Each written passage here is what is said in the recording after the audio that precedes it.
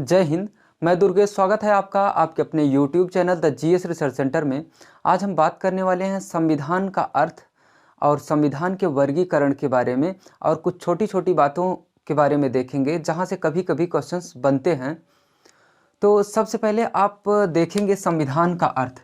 अगर हम संविधान का संधि विच्छेद करें, संविधान शब्द को ही तोड़ें, तो निकल के आता है संविधान से संविधान। संविधान दो चीजों से मिलकर बना है, सम और विधान। संविधान किससे बना है? सम और विधान। सम का मतलब होता है बराबर यानी इक्वल, और विधान का मतलब होता है नियम या कानून।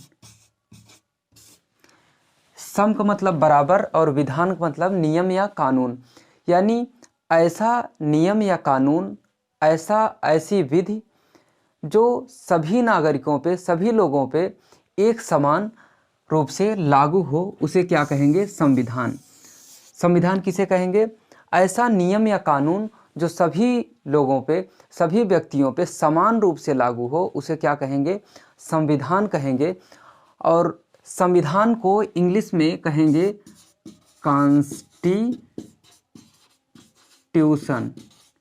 कॉन्स्टिट्यूशन, ये कॉन्स्टिट्यूशन शब्द लैटिन भाषा के वर्ड कॉन्स्टिट्यूर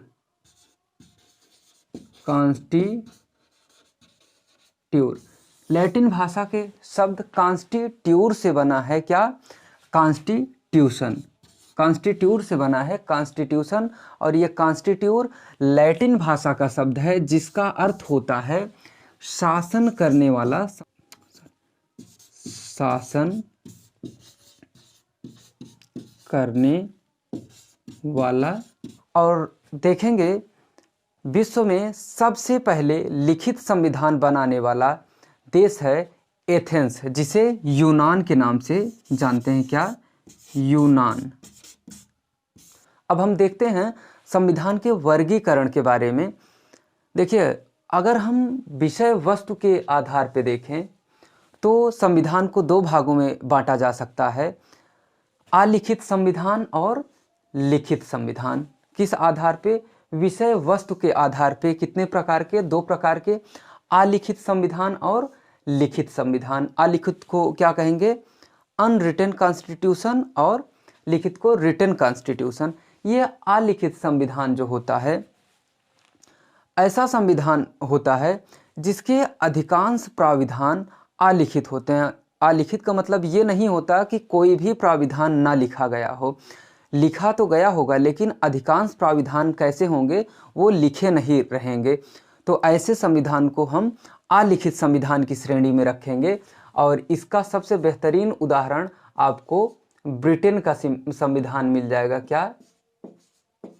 ब्रिटेन का संविधान। ब्रिटेन का संविधान अलिखित संविधान है। देखिए, ब्रिटेन में बहुत सारी चीज़ें लिखित हैं, लिखित दस्तावेज के रूप में हैं, लेकिन उसका जो अधिकांश प्राविधान है वो लिखित नहीं है। वो परंपराओं पे आधारित है, राजा के आदेशों पे आधारित है। इस प्रकार के जो संविधान हैं उनको क्या कहेंगे? अलिखित संविधान, यानी अधिकांश चीज़ें ना लिखी गई हों, उसको अलिखित कहेंगे। और उसी का विपरीत हो जाएगा लिखित संविधान। ऐसा संविधान जिसके अधिकांश प्राविधान लिखित हों, उसको क्या कहेंगे? लिखित संविधान, यानी रिटन कॉन्स्टिट्यूशन कहेंगे। जैसे भारत का संविधान, अमेरिका का संविधान, रूस का संविधान, कनाडा का संविधान, ये सारे संविधान कैसे हैं? तो ये सब लिखित संविधान की श्रेणी में आएंगे। कभी कभी प्रश्न पूछा जाता है कि अलिखित संविधान निम्न में से कौन सा है, और उसमें आपको ब्रिटेन ऑप्शन में मिल जाएगा। तो ब्रिटेन ही एकमात्र अलिखित संविधान है। बाकी वर्तमान समय में सभी लिखित संविधान हैं। सभी देश लिखित संविधान बना चुके हैं, जहाँ जहाँ पे भी संवैधानिक व्यवस्था है। और देखेंगे संशोधन के आधार पे अगर हम बात करें, अभी तक क्या देखे? विषय की वस्तु के आधार पे अलिखित और लिखित दो प्रकार के संविधान हुए। और अगर हम संशोधन के आधार पर वर्गीकरण करें संविधान का, तो भी संविधान दो प्रकार का होगा, कठोर संविधान और लचीला संविधान। किस आधार पे? संशोधन के आधार पे संविधान कठोर और लचीला होता है। ये कठोर संविधान जो होता है, ऐसा संविधान होता है जिसमें संविधान में संशोधन एक विशेष प्रक्रिया के द्वारा होता है, उसको हम कठोर संविधान की श्रेणी में रखते हैं। और वर्तमान समय में विश्व का सबसे कठोर संविधान अमेरिका का संविधान है, यानी यूएसए का संविधान है। कहाँ का? यूएसए या अमेरिका, इसी को कहेंगे। अमेरिका का संविधान विश्व का सबसे कठोर संविधान है। कठोर का मतलब समझ रहे हैं ना? कठोर का मतलब ऐसा संविधान जिसमें संशोधन एक विशेष प्रक्रिया के द्वारा होता है, एक बहुत ही जटिल प्रक्रिया के द्वारा होता है, उसको हम कठोर संविधान की श्रेणी में रखेंगे। और भारत का जो संविधान है वो कैसा संविधान है? भारत के संविधान में देखिए, संशोधन की 3 प्रक्रियाएं हैं भारत के संविधान में। एक साधारण बहुमत से संशोधन होता है और एक विशेष बहुमत से होता है, और एक संशोधन तीसरा और अंतिम प्रकार का होता है विशेष और 50% से अधिक राज्यों की सहमति से संशोधन होता है। और जो विशेष प्लस 50% से अधिक राज्यों की सहमति से जो संशोधन होता है, अगर इस तीसरी प्रक्रिया से संशोधन भारत में होता है तो उस समय भारत का संविधान कठोर संविधान की श्रेणी में आता है, भारत का संविधान कठोर कहा जाएगा। लेकिन अगर पहले प्रकार यानी साधारण बहुमत से कोई संशोधन होता है, उस समय भारत का संविधान लचीला संविधान कहा जाएगा। और विश्व का सबसे लचीला संविधान कहाँ का है? तो ब्रिटेन का संविधान। ब्रिटेन का संविधान विश्व का सबसे लचीला संविधान है और अमेरिका का संविधान विश्व का सबसे कठोर संविधान है। और अगला देखेंगे, संघ के आधार पे अगर हम संविधान का वर्गीकरण करें, किसके आधार पे? संघ के आधार पे अगर संविधान का वर्गीकरण करें तो भी 2 प्रकार के संविधान हैं, एकात्मक और संघात्मक। एकात्मक और संघात्मक किस आधार पे? संघ के आधार पे होते हैं। ये जो एकात्मक संविधान है, एकात्मक संविधान उसको कहेंगे जिसमें सभी शक्तियां केंद्र को दे दी जाती हैं, यानी शक्तियों का केंद्रीकरण कहाँ पे हो जाता है? केंद्र में हो जाता है। केंद्र सरकार के पास सभी शक्तियां हो जाती हैं। ऐसे संविधान को हम एकात्मक संविधान कहेंगे। और एकात्मक संविधान का उदाहरण अगर हम लें तो ब्रिटेन का संविधान, चीन का संविधान, ये सारे संविधान कैसे हैं? तो एकात्मक संविधान है। ब्रिटेन, चीन आदि का संविधान क्या है? एकात्मक संविधान के उदाहरण हैं। और संघात्मक संविधान में हम ऐसे संविधान को संघात्मक संविधान कहते हैं जिसमें केंद्र और राज्यों के मध्य शक्तियों का स्पष्ट रूप से बंटवारा कर दिया जाता है। ऐसे संविधान को क्या कहेंगे? संघात्मक संविधान कहेंगे। अगर भारत के संविधान की बात करें तो अनुच्छेद 50 के तहत शक्तियों का स्पष्ट रूप से बंटवारा किया गया है, इसलिए भारतीय संविधान को संघात्मक संविधान की श्रेणी में रख सकते हैं। और जैसे अमेरिका का संविधान संघात्मक संविधान होगा, ऑस्ट्रेलिया का संविधान संघात्मक संविधान, कनाडा का, ये सारे संविधान क्या हैं? संघात्मक संविधान के उदाहरण हैं। और भारत का भी संविधान संघात्मक संविधान कहा जाएगा। लेकिन कभी कभी प्रश्न पूछता है और ऑप्शन आपको थोड़ा सा अजीब टाइप का देगा, पूछेगा भारत का संविधान निम्न में से है, और उसमें से एक ऑप्शन आपको मिलेगा एकात्मकता की ओर झुका हुआ संघात्मक संविधान। तो अगर आपको ऑप्शन में मिले एकात्मकता की ओर झुका हुआ संघात्मक संविधान तो उसको टिक करेंगे। अगर एकात्मकता की ओर झुका हुआ संघात्मक संविधान ऑप्शन में नहीं है तो आप भारत का संविधान संघात्मक संविधान टिक करेंगे। क्यों ऐसा है? क्योंकि भारत में अनुच्छेद 50 के तहत शक्तियों का स्पष्ट रूप से बंटवारा तो किया गया है, लेकिन ये जो शक्ति पृथक्करण का सिद्धांत अपनाया गया है, ये विधायिका, कार्यपालिका और न्यायपालिका तीनों में नहीं अपनाया गया है, बल्कि कार्यपालिका और न्यायपालिका के बीच शक्ति पृथक्करण का सिद्धांत अपनाया गया है। यानी अनुच्छेद 50 के अनुसार कार्यपालिका को न्यायपालिका से पृथक किया गया है, जबकि विधायिका को कार्यपालिका से पृथक नहीं किया गया है। इसीलिए एकात्मकता की ओर झुका हुआ संघात्मक संविधान कहेंगे भारत का संविधान है। लेकिन अगर ऑप्शन में ऐसा नहीं है तो आप संघात्मक लगाएंगे, ठीक।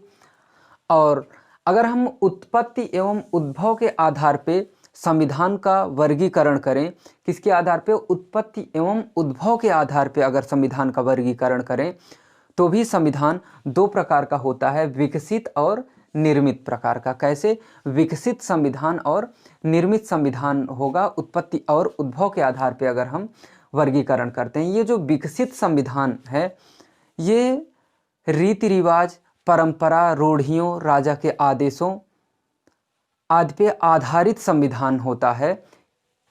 तो हम क्या कहेंगे? विकसित संविधान। कैसे संविधान को विकसित संविधान कहेंगे? ऐसा संविधान जो राजा के आदेशों, रीति रिवाज, रूढ़ियों, परंपराओं आदि पे आधारित होता है, ऐसे संविधान को हम विकसित संविधान कहते हैं। और ये जो विकसित संविधान है, ये अचानक से नहीं इसका विकास होता, इसका विकास धीरे धीरे सतत रूप से होता है और ये ऐतिहासिक विकास का परिणाम होता है।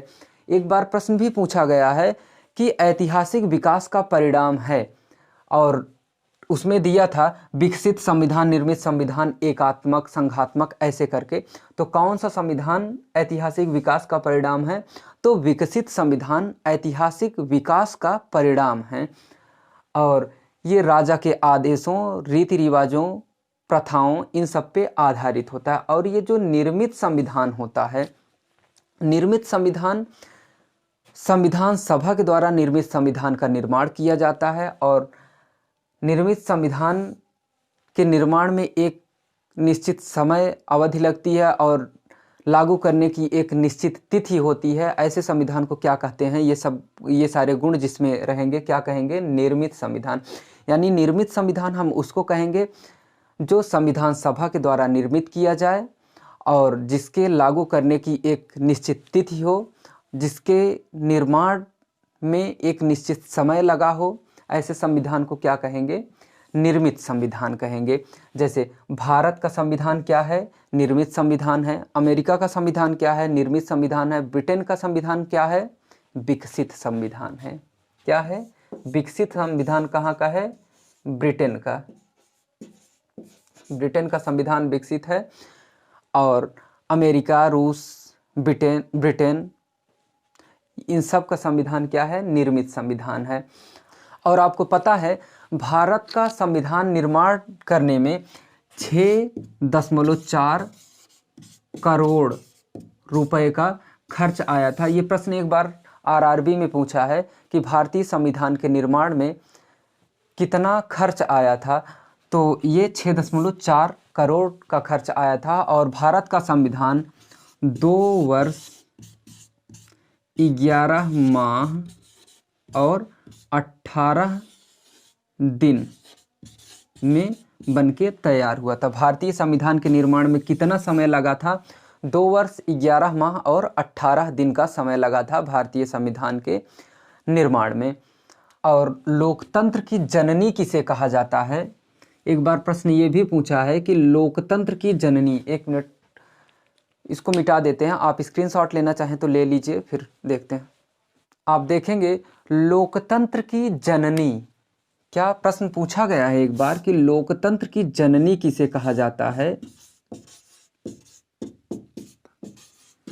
कि लोकतंत्र की जननी तो कौन है?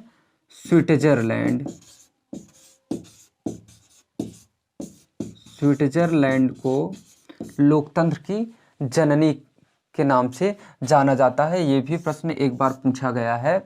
और भारतीय संविधान के जनक कौन हैं? तो डॉक्टर भीमराव अंबेडकर। भारतीय संविधान के जनक। भारतीय संविधान के जनक कौन हैं? डॉक्टर भीमराव अंबेडकर। डॉक्टर भीमराव अंबेडकर भारतीय संविधान के जनक माने जाते हैं। यहाँ से बहुत बार ये प्रश्न पूछा गया है कि भारतीय संविधान के जनक कौन हैं, तो डॉक्टर भीमराव अंबेडकर हैं। और इनको जनक क्यों माना जाता है पता है? भारतीय संविधान जब निर्मित किया जा रहा था तो डॉक्टर भीमराव अंबेडकर को प्रारूप समिति का अध्यक्ष चुना गया था, इसीलिए इन्हें भारतीय संविधान का जनक माना जाता है। यानी अगर प्रारूप समिति के अध्यक्ष कोई और होता तो जो प्रारूप समिति का अध्यक्ष होता वही भारतीय संविधान का जनक माना जाता। ऐसी स्थिति में अगर प्रारूप समिति का अध्यक्ष बदल जाता तो भारतीय संविधान के जनक भी बदल जाते। यानी प्रारूप समिति के अध्यक्ष कौन थे? तो डॉक्टर भीमराव अंबेडकर थे। ये भी पूछ सकता है। और संविधान के जनक अगर पूछे तो कौन है? अरस्तु। अरस्तु को संविधान का जनक माना जाता है प्राचीन काल में, अरस्तु को। लेकिन भारतीय संविधान के जनक डॉक्टर भीमराव अंबेडकर को माना जाता है। और डॉक्टर भीमराव अंबेडकर कहाँ से चुन के आए थे? मुंबई प्रेसिडेंसी से। मुंबई प्रेसिडेंसी से डॉक्टर भीमराव अंबेडकर चुन के आए थे। ये भी प्रश्न पूछा गया है। देखिए, संविधान सभा से बहुत सारे प्रश्न पूछे जाते हैं। इसके लिए हम एक अलग वीडियो बनाएंगे जिसमें संविधान सभा के सारे प्रश्न होंगे, जहां से बहुत ज़्यादा प्रश्न पूछे जाते हैं। उसके बारे में अलग से वीडियो ही बनाएंगे। तो आज की क्लास बस यहीं तक। अगर वीडियो पसंद आए तो लाइक और सब्सक्राइब ज़रूर करें। Thank you.